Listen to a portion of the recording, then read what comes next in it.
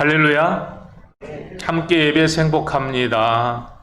여러분, 고개를 돌리지 마시고 그냥 축복합시다. 함께 예배에서 행복합니다.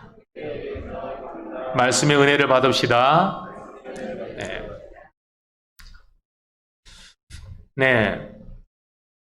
오늘 저는 출애굽기 2장 23절부터 3장 12절까지 말씀을 통해서 고난과 기도는 충돌하지 않는다 하는 제목으로 함께 은혜를 나누고자 합니다. 많은 성도들이 신앙생활하다가 어려움을 당하고 고난을 받으면 크게 낙심합니다.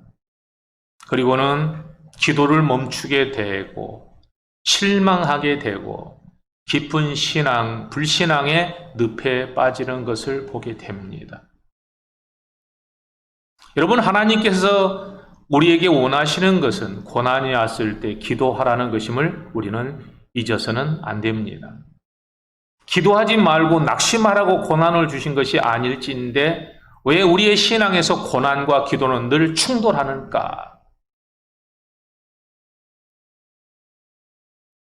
고난과 기도는 같이 가는 것인데 충돌하지 않아야 합니다. 저는 지난주에 여호와를 경외하는 것이 지혜라 하는 제목으로 함께 은혜를 나눴습니다. 지금 우리는 우리를 학대하는 바로 왕과의 결투에서 바로의 지혜는 폭력과 그리고 학대와 그리고 강제적인 힘으로 이스라엘 백성들을 소멸시키려고 했지만 하나님의 지혜는 바로의 힘과 대결했습니다. 이 바로의 강력한 학대를 이기는 힘은 여호와를 경외하는 것이다. 지난주에 말씀을 드렸습니다. 오늘은 한번 따라서 합시다. 고난을 이겨내는 것은 믿음이고 그 믿음이 지혜입니다. 아멘. 여러분, 저는 지혜 그러지만 머리 회전이 빠른 사람을 세상 사람들은 지혜라고 하지만 하나님의 백성들은 고난을 이겨내는 믿음이 있는 사람은 지혜로운 사람이다. 동의하십니까? 네. 고난을 이겨내는 믿음이 지혜다. 아무리 지혜롭다 자처해도 자찬해도 고난을 이겨내지 못한 믿음은 지혜롭지 않습니다. 여러분, 하나님을 믿는 것 자체가 지혜일진데 여러분, 하나님 주신 능력으로 고난을 이겨내는 믿음을 가진 사람이 진짜 저분은 지혜로운 사람이다 하는 칭찬을 하나님께서 주실 것입니다. 왜냐하면 고난의 문제는 하나님의 주권적 신앙과 깊은 연관을 갖고 있기 때문입니다. 고난은 악의 필연성이 아니라 고난은 하나님의 필연성이라는 말이 있어요. 고난을 주신 분은 하나님이기 때문입니다. 욥기서 1장 21절 말씀에 내가 모태에서 알몸으로 나왔은즉 또한 알몸이 그리로 돌아갈지라 주신 이도 여호와시고 거두신 이도 여호와시다. 믿습니까? 그러므로 내가 범죄하지 않고 하나님을 향하여 원망하지 아니하리라. 그 말은 뭐겠어요? 고난을 주신 분은 하나님이다. 그러니 고난을 통해서 하나님의 섭리를 깨닫고 기도할 수 있는 사람이 지혜로운 사람이다 라는 뜻입니다. 욥기서 2장 10절에도 그가 이르되 그대의 말이 한 어리석은 여자의 말 같도다. 우리가 하나님께 복을 받았은즉 화도 받지 아니하겠느냐 하고 욥이 입술로 범죄하지 아니하니라 하였습니다. 욥기는요 지혜서입니다. 왜 고난을 이겨내는 이 욥의 모습을 보면서 이걸 지혜서라고 했을까 하는 것을 곰곰이 인생을 살면 살수록 고난을 이겨낼 수 있는 사람이 지혜롭다. 그래서 우리 민족이 지혜로운 민족이라고 해요. 한강의 기적 그러지만 여러분, 고난을 이겨내는 이 민족이 지혜로운 민족이라고 말하는 거예요. 그래서 여러분, 이 세상에서 고난을 잘 이겨낸 민족들이 머리가 뛰어납니다. 유대인들 보십시오. 독일 사람들 보십시오. 우리나라 사람들 보십시오. 고난을 잘 이겨냈을 때 그들은 지혜로운 민족이라는 칭찬을 받습니다. 여러분, 하나님을 믿었으니 또한 하나님을 믿고 계시니 어떤 고난이 와도 여러분이 가진 믿음이 고난을 이겨내는 지혜로움이 있기를 주 이름으로 축복합니다. 하나님이 고난을 주시는 것은 여러 가지 이유가 있겠지만 오늘 주신 것 중에는 한번 따라서 합시다. 우리를 하나님의 목적에 맞게 훈련시키고자 고난을 주십니다. 아멘. 네. 문제를 주실 때는 문제를 내는 발제자의 의도를 깨달아서 문제를 풀 줄 아는 사람이 영리한 사람인 거예요. 학생들이 시험을 치릅니다. 시험을 치를 때 각 문항마다 문제가 있어요. 그 문제의 문항마다 이 문제를 낸 제출자의 의도를 깨달아서 답을 만들어내야 돼요. 하나님께서 왜 내게 고난이라고 하는 테스트를 주셨을까? 우리가 깊이 생각해 볼 필요가 있다라는 뜻입니다. 고난은, 따라서 합시다. 고난은 하나님의 구원의 섭리입니다. 아멘. 요셉이 그랬잖아요. 당신들이 나를 애굽으로 보낸 것이 아니라 당신은 나에게 악을 행하였으나 하나님은 그 악을 도리어 선으로 바꾸셨습니다. 왜요? 많은 사람을 구원하시려고 라고 하는 하나님의 섭리가 그 속에 끼어 있었다는 것을 발견한 거예요. 오늘 말씀에 모세가 장성했습니다. 우리는 지난주에 갈대 상자에 담긴 모세 이야기를 들었습니다. 그런데 모세의 나이가 장성했습니다. 이때 나이를 40살로 봅니다. 40살로 봐요. 어느 날 모세가 자기 어머니, 양어머니가 아닌 진짜 친어머니 요게벳의 밑에서 자기가 히브리 민족이고 이스라엘 백성의 민족적 정체성을 어렸을 때부터 배웠던 모세는 늘 히브리 동족을 보면서 안타까운 마음을 가지고 있었던 것 같아요. 그래서 어느 날 가서 봤더니 2장 11절부터 내용이에요. 자기 동족이 이집트의 감독관에게 심하게 학대를 당하는 것을 보고 견디지 못하여서 쫓아가서 그를 쳐서 그를 살해하고 맙니다. 그리고는 그 시체를 모래 속에 숨겨두고 도망갑니다. 다음에 또 그곳에 가봤더니 이번에는 자기 동족 이스라엘 백성들에게 서로 싸우고 있는 모습을 본 거예요. 그래서 화가 난 거예요. 나는 당신 같은 사람들을 위해서, 내 동족을 위해서 이집트의 감독관을 죽이면서까지 이 민족을 위해서 헌신했는데 당신들은 도대체가 부끄럽지도 않아서 왜 싸워요 하고 말리다가 오히려 황망한 소리를 듣게 됩니다. 당신이 뭔데 우리의 재판장이 되느냐? 너도 나하고 똑같은 살인자 아니야? 우리가 살인자의 말을 들을 이유가 뭐 있어? 라고 하는 가슴을 찌르는 상처의 말을 듣게 돼요. 안 되겠구나. 모세는 자기가 민족의 해방을 한번 일으켜보겠다고, 이집트의 왕자의 신분으로서 한번 해보겠다고 시도했다가 크게 실패하고 그는 낙심하여 미디안 광야로 도망가 버리고 맙니다.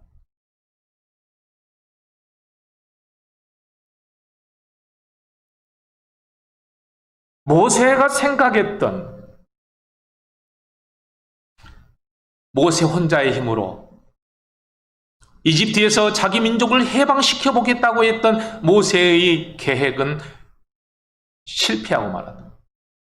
이집트 사람 하나를 제거하는 것으로 정권 교체할 것이라고 하는 그런 생각은 어리석은 생각이에요. 하나님에게는 아직도 모세는 준비해야 될 것이 많은 사람이었습니다. 이집트 사람들끼리 서로 싸웁니다. 여러분, 이것이 이집트의 노예 근성 아니겠어요? 430년 동안 노예로 살았으니 그들에게 하나님의 백성으로서의 거룩함이 어디 있겠어요? 신앙의 정체성이 어디 있겠어요? 그들은 서로가 아웅다웅하고 싸우고 멱살 잡고 서로가 시기하고 이간질하는 노예 근성이 몸에 배어버린 거예요.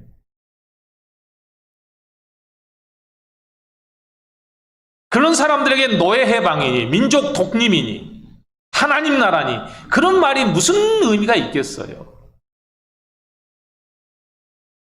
모세는 몹시 낙심했던 것 같아요. 그래서 어차피 사람도 죽이고 바로가 그것을 알고 쫓아갑니다. 추격을 하죠. 여러분, 오늘 우리는 하나님 나라의 백성으로서 부름받았습니다. 우리에게는 거대한 비전이 있습니다. 우리를 적과 꿀이 흐르는 땅으로 인도하여 하나님이 통치하시는 나라로 우리를 인도하여 주실 것이라고는 거대한 비전을 전하이름이나 받은 줄 믿습니다. 그런데 너무 오랫동안 세상 속에서 노예로 살다 보니 교회 안에 들어와서도 우리는 노예 근성을 버리지 못할 때가 많다는 것을 우리는 이집트 사람들을 보면서 보는 거예요. 야, 이 사람들에게 하나님 나라가 무슨 의미가 있을까? 정이니 공이니 사랑이니 너무 이런 고매한 얘기가 과연 무슨 의미가 있을까라고 늘 실망할 때도 있습니다. 그러나 여러분 잊지 마십시오. 우리가 어떠한들 하나님의 목적은 조금도 변하지 않을 줄 믿습니다.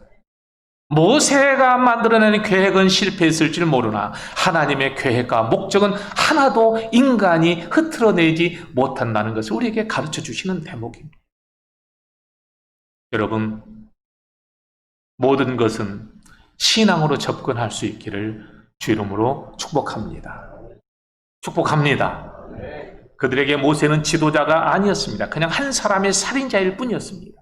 당신이나 나나 영적으로 기도하지 않으면 이렇게 실패할 수밖에 없다는 것을 우리에게 보여주는 대목이에요. 출발부터 잘못됐습니다. 한번 따라서 합시다. 모든 것은 진실한 신앙으로 출발합시다. 오늘 우리 교회가 하나님 나라를 이루는 교회가 되려면 믿음으로 출발하고 모든 방법이 믿음의 방법이 되어야 합니다. 동의하십니까? 모세 이야기는 하나님의 일에서 인간의 노력은 얼마나 좋은 의도이든 얼마나 헌신적이든 얼마나 영향력이 있든 간에 실패로 끝나고 만다는 것입니다. 앞으로 나아갈 유일한 길은 우리가 아니라 하나님의 인도하심에 순종하는 길만이 승리하는 길임을 가르쳐주고 있습니다. 마치 거대한 영웅처럼 당당하게 고난의 현장에 뛰어들었던 모세는 스스로 망명의 길을 택한 이방인이 되고 맙니다.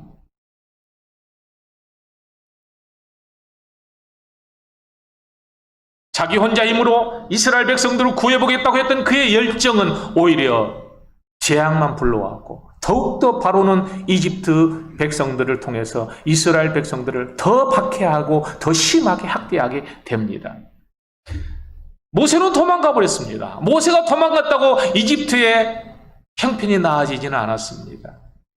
한 왕이 죽고 또 다른 왕이 또 세워졌고 정권이 바뀌고 또 정권이 바뀌었지만 여전히 이스라엘 백성들의 학대는 변하지 않았습니다. 여러분, 시대가 바뀐다고 우리의 환경과 형편이 달라진 것 아닙니다. 한번 따라서 합시다. 하나님이 개입하셔야 합니다. 믿습니까? 하나님이 개입하셔야 합니다. 이것이 오늘 우리에게 주시는 본문 말씀의 내용입니다. 23절 보세요. 23절, 2장 23절, 여러 해 후에 이것이 얼마나 흘렀을지는 우리는 알지 못하지만 아마 40년이 흘렀던 것 같아요. 모세가 도망가고 40년의 세월이 흘렀던 것 같아요. 애굽 왕이 죽고, 그러나 보십시오. 23절 다 같이 한번 읽어봅시다. 23절 시작. 여러 해 후에 애굽 왕은 죽었고 이스라엘 자손은 고된 노동으로 말미암아 탄식하며 부르짖으니 그 고된 노동으로 말미암아 부르짖는 소리가 하나님께 상달된지라. 아멘. 모세의 지도력을 거부했던 이스라엘 백성이 이제는 누구를 의지하려고 합니까? 하나님을 의지하려고. 히브리인들은 그 고통을 누구에게 하소연하고 있습니까? 비로소 하나님을 의식하기 시작했고 하나님께 구하기 시작했고 하나님 앞에 하소연하기 시작했다. 왜 기도입니까? 왜 기도를 합니까? 놀라운 사실은 그들이 부르짖자 하나님이 응답하기 시작하셨다는 것입니다. 왜 하나님은 이전에는 아무 말도 안 하셨습니까? 430년 동안. 이게 하나님의 역사하심의 신비입니다. 한번 따라서 합시다. 우리가 부르짖고 우리가 기도할 때 하나님은 반응하시고 응답하십니다. 전지하신 하나님이 몰라서 했을까요? 아니에요. 하나님은 우리의 기도를 기다리고 계시는 거고 우리의 기도를 통해서 개입하고 싶으신 거고. 여러분 잊지 마십시오. 내가 기도하지 않아도 모든 것을 아시는 하나님이 당연히 알아서 도와주시겠지라고 하는 잘못된 생각을 하지 마십시오. 하나님은 우리가 기도하기를 원하시는 줄 믿습니다. 그러니까 내 인생에 아무 일도 일어나지 않는다고 말하는 사람은 기도하지 않기 때문입니다. 그들이 부르짖는 기도에 어떤 결과가 나타났습니까? 23절 끝에 하나님께 상달된지라. 너무 좋습니다. 저는 이 말씀이 오늘 하나님께 상달된지라. 내 기도가 하나님께 상달된지라. 공중에 가다가 챌린지온처럼 폭발해버린 것도 아니고 사라져버리고 증발한 것도 아니고 하나님께 상달된지라. 막 이 말씀이 너무 제 가슴에 막 복받쳐옵니다. 한번 따라 합시다. 내 기도가 하나님께 상달된지라. 아멘. 우리에게 이런 열망이 있어야 합니다. 이런 확신이 있어야 됩니다. 내 기도는 공중에 헛되이 돌아가지 않습니다. 반드시 하나님께 상달됩니다.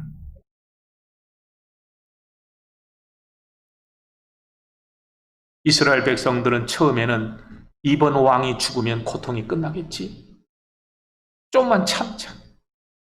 그러나 한 왕이 죽고 또 새로운 왕이 들어서도 여전히 고된 삶과 힘든 인생은 끝나지 않습니다. 그때서야 그들은 깨닫습니다.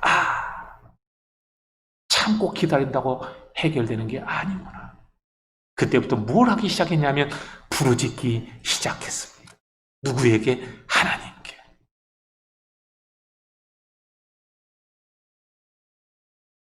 여러분, 인생에 우리가 신앙으로 사는 지혜로운 방법이 뭐예요? 세상적인 방법으로 간구하고 구하고 열정을 까고 뛰어들어 인내하고 참지만 변하는 것은 없습니다. 제발 우리 하나님께 부르짖는 참 좋은 교회 성도 여러분 되기를 주의 이름으로 축복합니다. 그들이 기도하기 시작했다는 것은 그들이 섬기던 우상에서 돌아서기 시작했고, 그들이 막연하게 기다렸던 세상적인 것으로부터 기대를 거두어버리고 하나님께 얼굴을 향하기 시작했다는 뜻입니다. 여러분, 고난의 때 기도하지 않으면 욥기서 36장 13절에는 뭐냐면 마음이 사곡해지고 분노가 쌓이고 하나님 앞에 원망하는 것이 늘어나기 시작한다고 합니다. 하나님은 그들을 구원하기 전에 먼저 기도하게 하신 줄 믿습니다.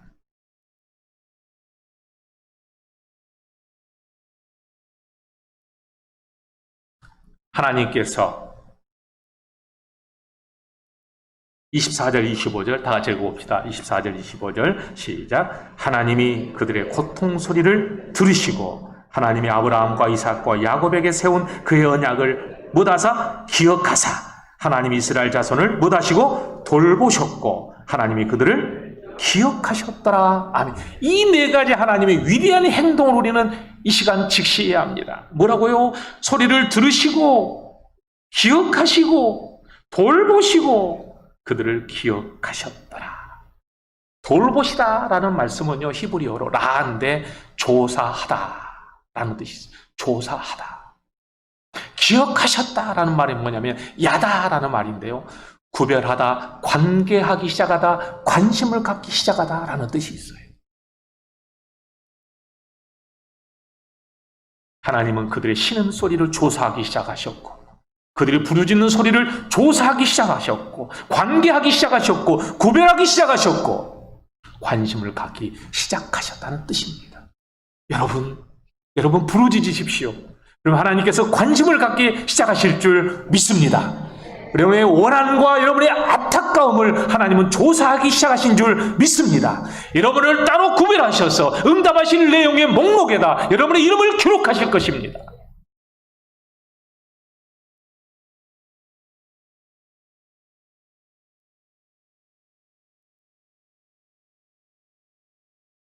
우리 좋으신 하나님,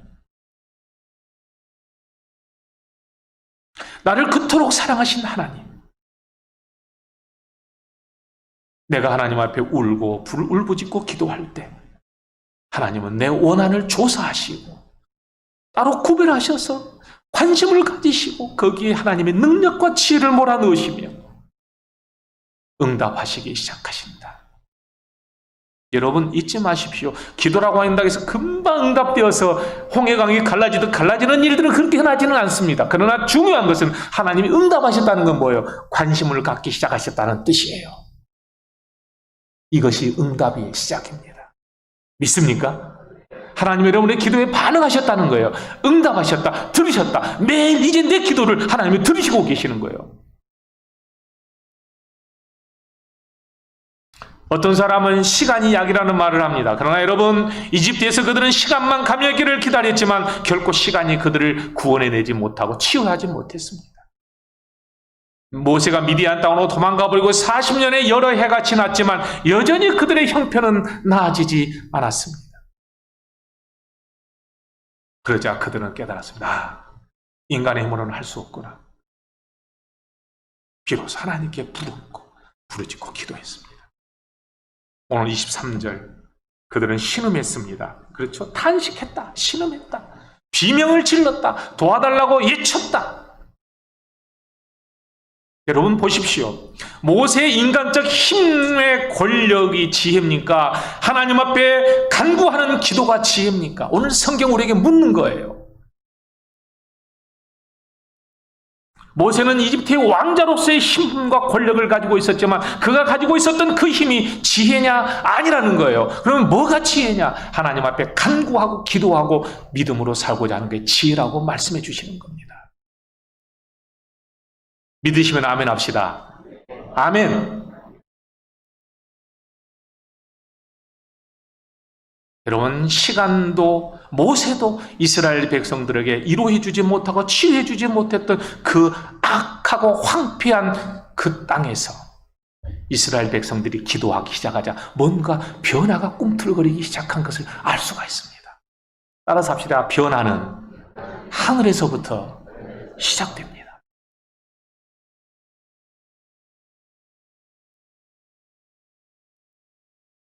오히려 모세의 경솔한 행동이 하나님의 구원의 시간을 연장시키고 말았던 거예요. 하나님의 나라는 인간의 힘으로 이룰 수 있는 게 아니에요. 나의 어리석은 어줍지 않은 내 인간적 행동과 내 영웅주의가 이로 하나님 나라를 오히려 지연시켜버린다는 것을 잊어서는 안 되는 거예요.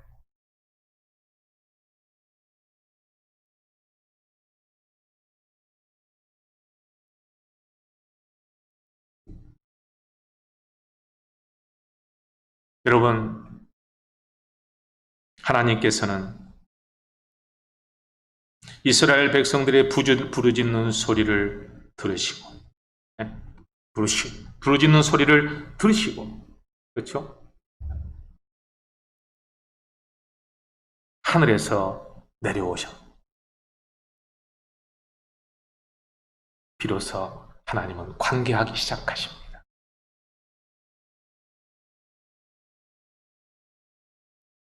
여러분, 하나님이 내려오셨다는 것은 내게 은혜를 주시는 것을 의미합니다. 여러분 꼭 기도하실 때 은혜 받으시기를 주의 이름으로 축복합니다. 은혜를 받아서 하나님이 내려오셨다는 뜻이에요. 하나님이 내 안에 임재하셨다는 뜻이에요. 나의 마음을 건드리기 시작하시고 뭔가 변화를 일으키기 시작하신다는 뜻이에요.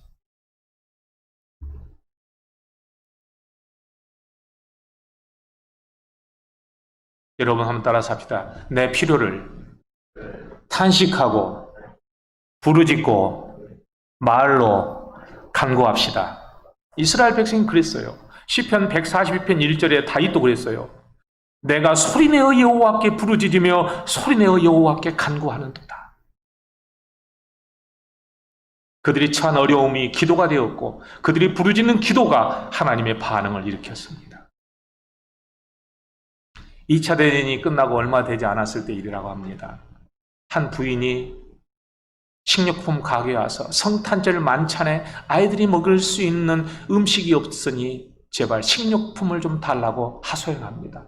전쟁 후이니 뭐 먹을 게 있었겠어요? 그러자 주인이 돈이 얼마 있냐고 주인이 물었습니다. 그러자 이 부인이 남편이 전쟁터에 나가 죽어서 기도밖에는 아무것도 드릴 것이 없다고 말을 하자 어처구니가 없었습니다.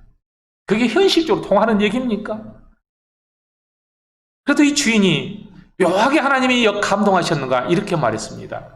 어디 당신의 기도를 종이에 써서 어디 여기 저울에다 한번 올려보시오. 당신의 기도가 얼마나 무거운지 그 무게만큼 내가 식료품을 주겠소. 장난 삼아서 했습니다. 그러자 부인이 자기 주머니에서 기도의 수첩을 꺼내는 거예요. 그리고 그 기도 수첩을 양팔 저울에다 올려놨는데 주인이 제일 처음에 식빵 한 덩어리를 거기다 올려놓는데 놀랍게 기도의 제목이 있는 이 수첩이 꼼짝을 하지 않는 거예요. 2개를 올렸습니다. 미동도 하지 않는 거예요. 식빵을 한 덩어리로 올렸습니다. 미동도 하지 않는 거예요. 그래서 주인이 깜짝 놀라서 그 기도 수첩을 열어봤습니다. 그런데 뭐라고 써놨냐면요. 일용할 양식을 주시옵소서.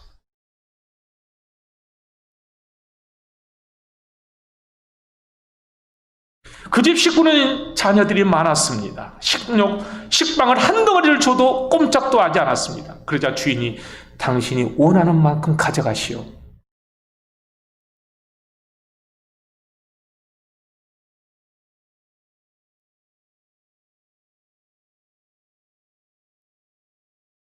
이 부인은 눈물을 흘리고 감사하며 감사하는 마음으로 자기 가족에게 필요한 만큼 음식을 구해서 가게 되었다고 합니다. 나중에 주인이 저울을 하도 이상해서 봤더니 세상에 저울이 고장나 있더라는 거예요. 여러분, 고장을 내신 분도 하나님이시지 않겠어요? 은혜가 안 됩니까?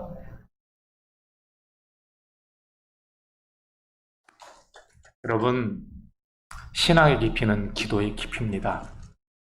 여러분의 삶을 바꾸려면 기도를 바꾸시기를 바랍니다.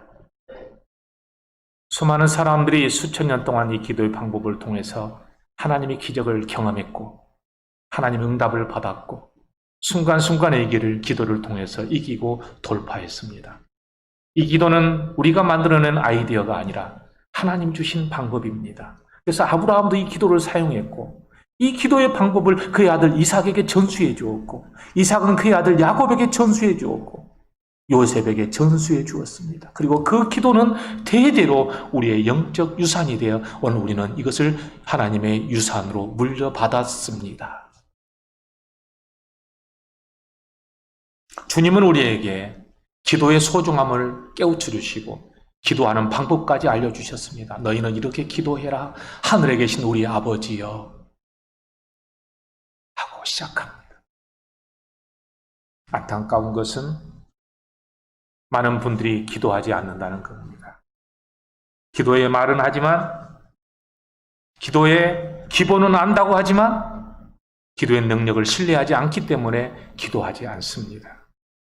그러니까 기적이 안 일어나는 거예요. 그러니까 역사가 없는 거예요. 그러니까 영혼이 메말라가는 거예요. 기도를 심어야 나무가 자라고 열매가 맺힐 때인데 1년이 가고 10년이 가도 기도의 열매를 맛보지 못한 사람은 또 다음에 새로운 해가 가도 기도의 필요성을 느끼지 않습니다. 전에 농사를 지어서 재미 본 사람은 그 종자를 다음에 또 심습니다. 그러나 기도의 재미를 못 본 사람은 다음에 종자를 심지 않습니다. 그것까지 먹어버립니다. 어리석은 사람이 뭔 줄 압니까? 내년에 농사 지을 종자를 먹어버린다는 거예요. 양식으로.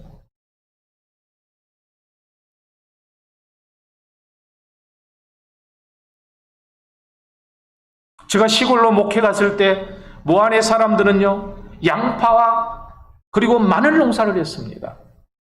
한 해는 양파를 너무 많이 심어가지고 가격이 떨어져 버려요. 그러면 다음에 양파를 안 심습니다. 마늘만 또 몽땅 심습니다. 그러면 또 마늘값이 폭락합니다. 에이, 내년에는 또 양파 심어야지. 재미를 못 본 것은 쉽지를 않아요. 신앙도 마찬가지예요.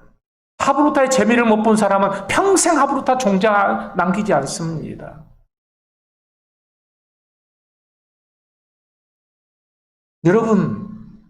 여러분의 신앙의 농사가 많은 열매를 거두시기를 주의 이름으로 축복합니다. 왜냐하면 이건 제가 여러분들에게 드리는 게 아니잖아요. 제가 만든 게 아니잖아요. 하나님이 주신 것인데도 불구하고 우리는 종자까지 다 망쳐버리고 새로운 한 해가 되어도 심을 만한 종자가 없는 사람들은 점점 신앙이 황폐해져 갑니다. 남은 것은 뭐예요? 서로 이간질하고 싸우고 멱살 잡고 원망하고 불평하는 일만 그 밭에 가득합니다. 농사를 포기한 사람의 밭에 가보십시오. 심각합니다. 그럴 때마다 가슴이 아팠어요. 저는 신방 다닐 때마다 시골에서는 신방 목회였거든요. 논두렁 갈 때마다 농사를 포기하고 거기다가 온갖 잡동사니 풀들이 막 잡초가 자라는 건 너무너무 가슴이 아파. 이 좋은 땅에다가 총자를 심었으면 엄청난 열매를 거둘 텐데 왜 이걸 방치해두고 있을까? 저는 우리 교인들을 볼 때마다 그런 안타까운 마음이 있습니다. 목사님 제발 기도 얘기하지 마세요. 아무렇다 얘기하지 마세요. 스트레스 쌓여요. 그거 아닙니다, 여러분. 하나님이 주신 종자입니다. 여러분 심으면 하나님은 반드시 30배, 60배, 100배의 결실을 거두도록 축복해 주실 줄 믿습니다. 가만히 있어도 찾아오는 구원의 은혜도 있지만 보좌 앞으로 달려가 몸부림치고 하나님 앞에 간구하는 은혜도 있습니다. 구하여 얻는 은혜는 기도의 능력을 깨달은 사람만이 아는 비법입니다.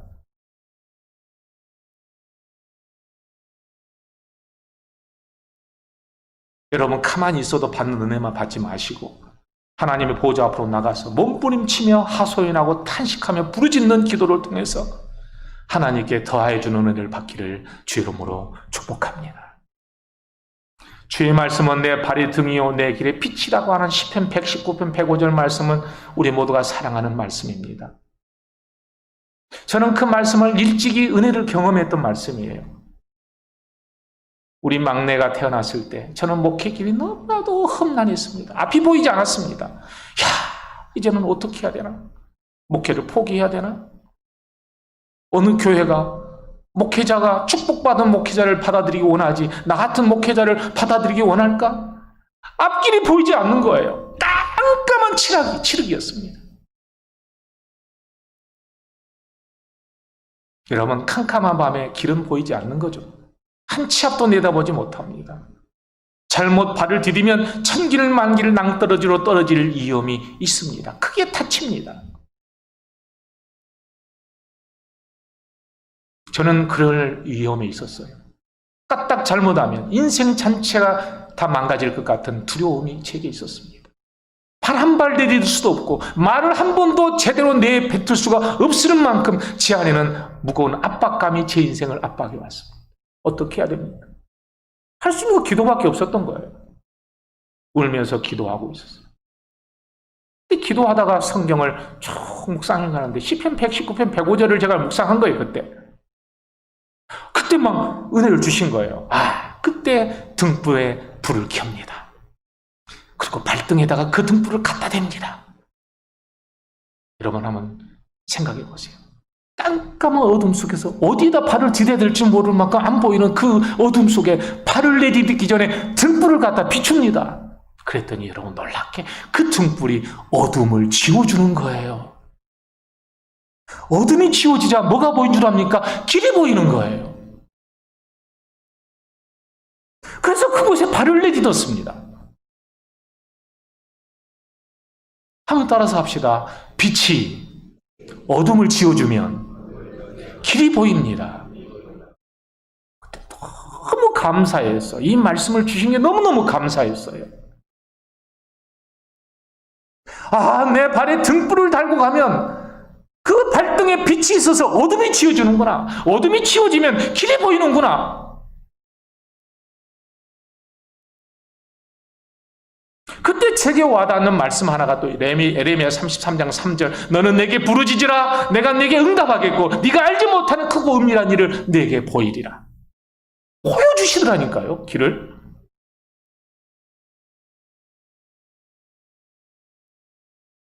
등불을 켜지 않으면요 어둠이 도옵니다. 여러분 흑암이 깊음이 있단 말이 무슨 말인 줄 알아요? 어둠이 영원히 어두워지면 별것이 다 더 어두워요. 그러면 어둠이 덮여지면 어쩝니까? 흑암이 깊어집니다. 그러면 그런 사람은 말 한마디에도 상처받고 싸움이 일어납니다. 낙심하고 있는데 더 절망이 옵니다. 이게 흑암이 기품에 있는 사람이에요. 여러분의 영혼을 어두운 가운데 내버려 두지 마십시오.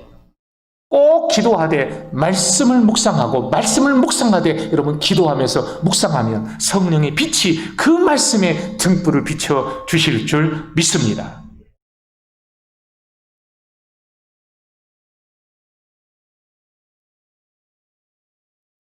기도의 시간은 찾아내는 것이 아니라 만들어내야 합니다. 우리는 밀려가는 파도처럼 시간에 밀려갑니다. 그래서 늘 무기력하게 시간이 없다는 핑계로 기도를 하지 않습니다. 피곤하다는 파도가 밀려오면 나도 모르게 나를 놔버립니다.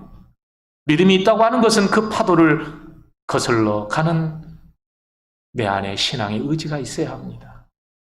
한번 따라서 합시다. 기도의 시간은 나는 것이 아니라 만들어야 합니다. 기도하는 방법을 몰라서 못하는 사람들도 많습니다. 어떤 사람은요, 다른 사람들과 함께 기도할 때 그 시간을 잘 활용하는 사람이 있습니다. 어떤 사람은 기도할 때 펜과 종이를 가지고 앉아서 하나님이 주신 것 같은 내 안에 말씀들을 받아 적는 사람도 있어요. 그게 기도예요. 어떤 사람들은 자신의 마음을 완전히 비우고 1시간 동안 침묵 가운데 하나님을 교제합니다. 하나님과 묵상합니다. 어떤 사람은 찬양만 내리합니다. 그것도 기도예요.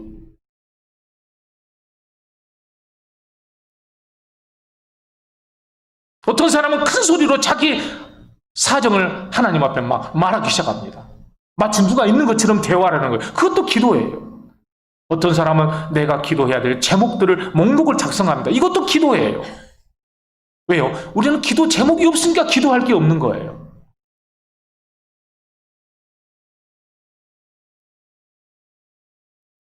어떤 사람은 찬양을 들으면서 두 손을 들고 하나님을 생각하면서 더 가까이 더 높이 막 큰 소리로 찬양합니다. 어떤 방법이든 하늘을 향해 문을 열어달라고 기도하십시오. 하나님의 임재가 시작되면요, 이걸 자꾸 연습하셔야 돼요. 그러면 점점 더 사정이 좋아집니다. 처음 기도 시작할 때는 아무것도 생각이 나지 않아서 기도를 뭘 해야 될지 모르는데 나중에는 이런 방법으로 기도하기 시작하면요, 방법이 생기면 뭔가 변화가 생깁니다. 제가요, 옛날부터 이 컴퓨터를 다루었는데 옛날에는 컴퓨터 자판을 두들 때 이 손가락 2개만 했어요. 독수리 타법이라고 하잖아요. 나중에 이렇게 치는 것이 아니라 진짜 치는 법을 배웠던 거예요. 네 손가락을 다 이용하는 법을 알았던 거예요. 자판마다 손가락이 위치를 알고 그때부터 연습을 했습니다. 근데 처음에는 독수리 타법을 할 때는 꽤 빠르게 했는데 이게 사벌식으로 이렇게 하다 보니까 이제 안 나가는 게 맨 틀리기만 하고 못하겠다고 포기하려고 했는데 어떤 분이 좀 더디더라도 그렇게 연습을 해야 된대요. 우리의 기도도 마찬가지입니다. 산발적으로 독수리 타법 하듯이 내가 필요할 때만 와서 1번, 2번 찍고 말지 마시고 사벌식 타자를 하듯 하나님 앞에 온전한 마음으로 기도하는 훈련을 하십시오. 그러면 하나님의 임재가 느껴지기 시작합니다.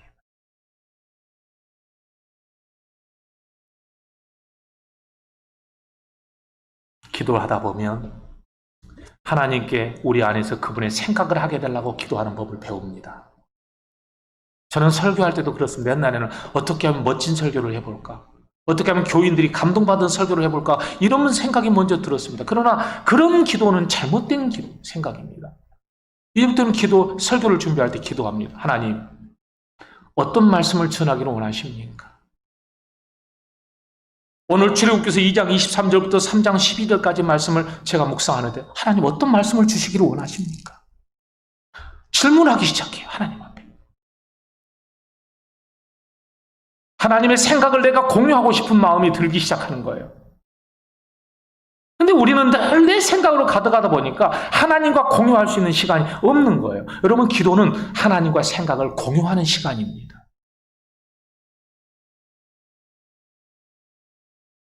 그 말은 뭐겠어요? 내 생각이 아니라 하나님의 뜻에 나를 맡긴다는 뜻이에요. 하나님 나를 치유해 달라거나 나를 더 나아지게 해달라고 기도하지 말고 그들 안에서 하나님의 뜻이 이루어질 수 있도록 하나님 나를 사용하게 해달라고 기도하십시오.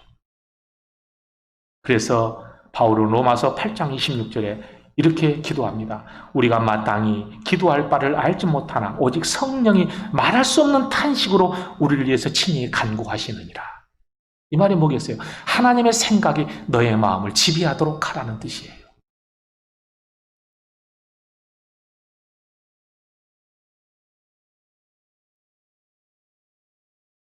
우리의 마음이 이렇게 열려 있으면 하나님이 오셔서 제안을 합니다. 이렇게 하면 어때? 감동을 주세요. 말씀을 통해서. 자판기에서 커피를 뽑듯 하나님의 응답을 뽑아가려고 하지만 여러분 결코 하나님의 임재를 느낄 수가 없습니다. 말씀 묵상 하브루타. 우리는 열심히 하나님의 뜻을 들으려고 해야 합니다. 하나님의 뜻을 공유하려고 하는 게 여러분 하브루타입니다. 왜 이 말씀을 주신가요? 말씀이 오늘 우리의 삶에 어떤 의미가 있나요? 오늘 본문이 모세와 이스라엘 백성이 처한 상황과 오늘 우리 교회가 처한 상황이 어떤 공통점이 있습니까? 왜 모세의 열심과 열정은 오히려 하나님의 뜻을 이루는데 방해가 됐을까요? 왜 동족들을 위해서 헌신하고 희생했는데 그 결과가 이렇게 나왔을까요? 왜 아무리 몸부림쳐도 내 상황은 변하지 않습니까? 왜 하나님 백성들이, 이스라엘 백성들이 하나님께 구하기 시작하자 하나님 그때서야 반응하기 시작하셨나요? 이런 질문들을 통해서 하나님의 생각들을 공유하기 시작하면 하나님의 임재가 내 안에서 놀랍게 역사하기 시작합니다.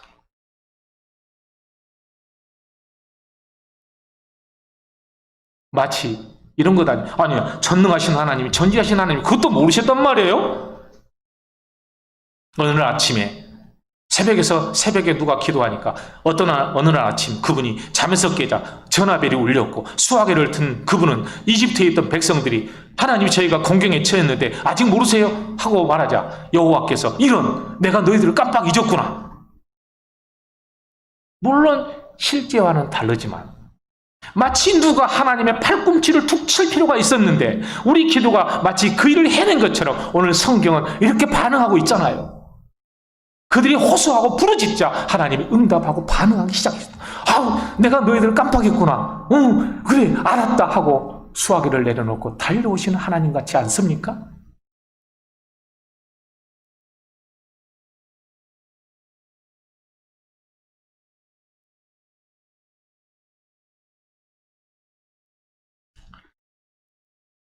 사랑하는 성도 여러분, 기도와 여러분의 고난이 충돌하지 않기를 바랍니다.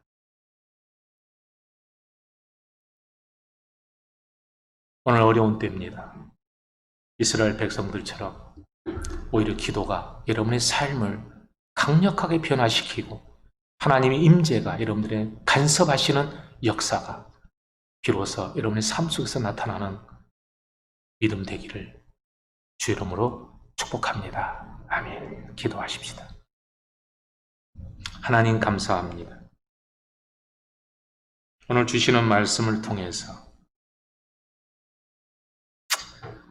저희들이 얼마나 어리석고 우둔한지 깨닫게 해주시고 하나님 시간이 지나고 뭔가 시대가 바뀌면 나아질 거라고 하는 막연한 기대보다 기도를 통해서 하나님 인도하시는 믿음의 삶으로 들어가는 우리의 믿음 되도록 훈련시켜 주시고 하나님의 말씀에 따라갈 수 있는 우리 믿음의 성도들 되게 하여 주옵소서. 간절하게 구합니다. 주여 회복시켜 주시고 우리 성도들을 은혜 안으로 인도하여 주시옵소서. 힘들고 어려운 여건 속에 있는 성도들 하나님 앞에 부르짖게 하여 주시고 하나님 앞에 탄식하게 하여 주시고 기도하게 하여 주셔서 하나님께 응답받는 복된 성도들 다 되게 하여 주옵소서. 예수 그리스도 이름으로 기도하옵나이다. 아멘.